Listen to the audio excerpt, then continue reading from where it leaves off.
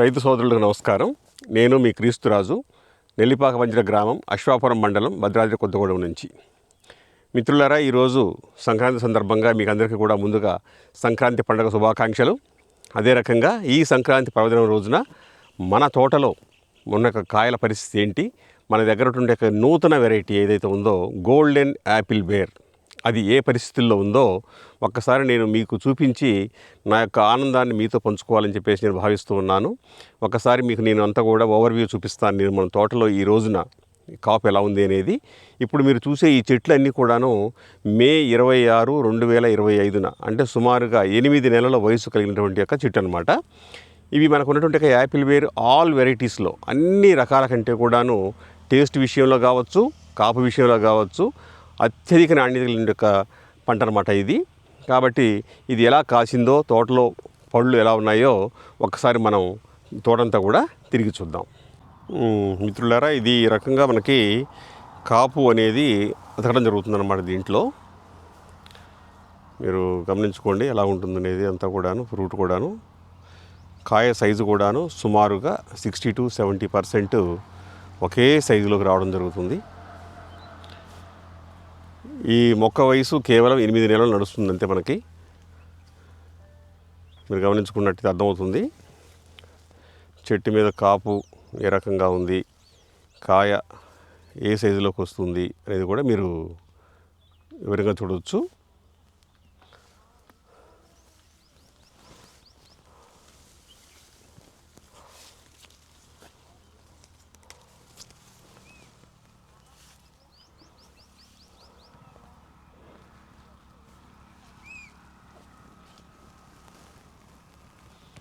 ఇవ్వండి, ఇట్లా కొమ్మకి కూడాను చక్కటి కాపు.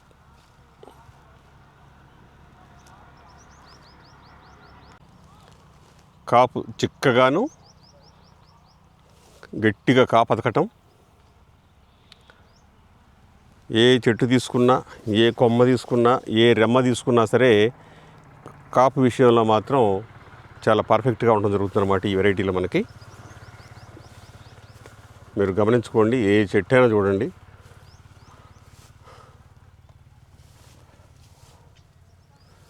ఇవ్వండి ఇలాగా. ప్రస్తుతం ఆకాశం అంతా కూడా బాగా మబ్బులు వేసి ఉన్నాయండి. ఇవాళ వాతావరణం బాగా చల్లగా ఉంది, తర్వాత మసుగ్గా ఉందన్నమాట. అందువల్ల కొంచెం లైటింగ్ లేదు, కొంచెం మరి వీడియో క్వాలిటీ కొంచెం మసగ్గా ఉండొచ్చేమో, అంత క్లారిటీ ఉండకపోవచ్చేమో.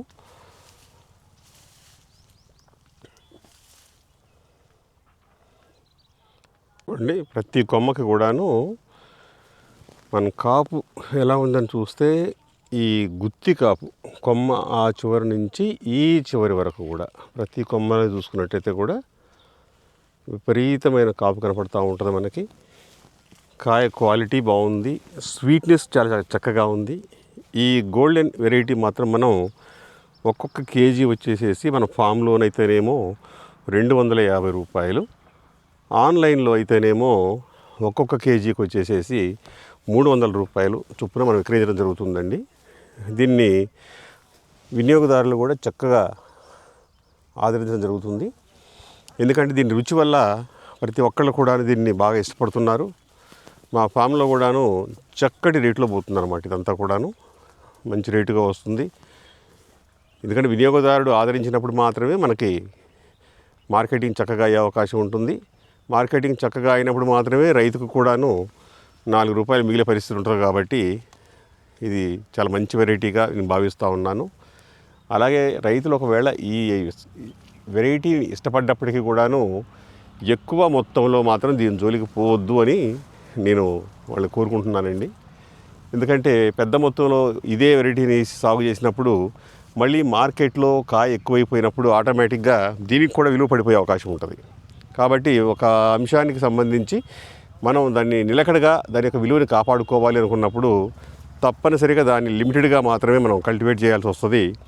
ఇక్కడ మనం ఇవన్నీ చూసుకుంటున్నప్పుడు ఒక రైతు ఒక 100 మొక్కలు, ఒక 50 మొక్కలు అలాగ మాత్రమే తమ ఫామ్లో వేసుకొని వాటిని మంచి రేటుకి విక్రయించుకునేందుకు అవకాశం ఉంటుంది. కాబట్టి ఆ పద్ధతుల్ని అవలంబించాలని చెప్పేసి నా యొక్క అభిప్రాయం.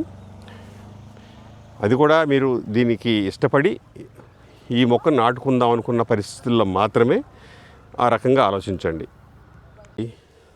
చెట్టు చాలా చిన్నది. దాని మొదలు మీరు గమనించినట్లయితే చాలా చిన్న మొదలు.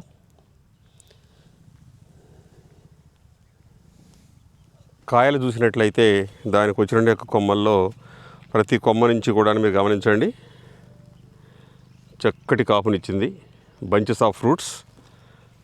ఒక్కొక్కటిది మన ద్రాక్ష గుత్తుల్లాగా కాండానికే కాపు వచ్చేస్తుంది. మన పనసకాయలు ఎలాగైతే కాస్తాయో కాండానికి, అలాగ కాండం మీదనే విపరీతమైనటువంటి ఒక కాపు వచ్చే ఒక లక్షణాలు ఈ బ్రీడ్లో ఉన్నాయన్నమాట.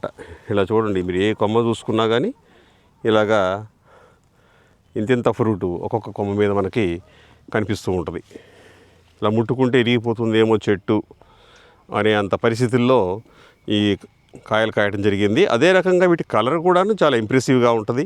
చూడగానే ఆ కాయను తినాలి అనే ఒక కోరిక వినియోగదారుడికి వెంటనే కలిగించే రకంగా ఉంటుంది. తిన్న తర్వాత తప్పనిసరిగా చాలా బాగుంది అనే ఒక అభిప్రాయాన్ని కూడా కలిగిస్తుంది అన్నమాట.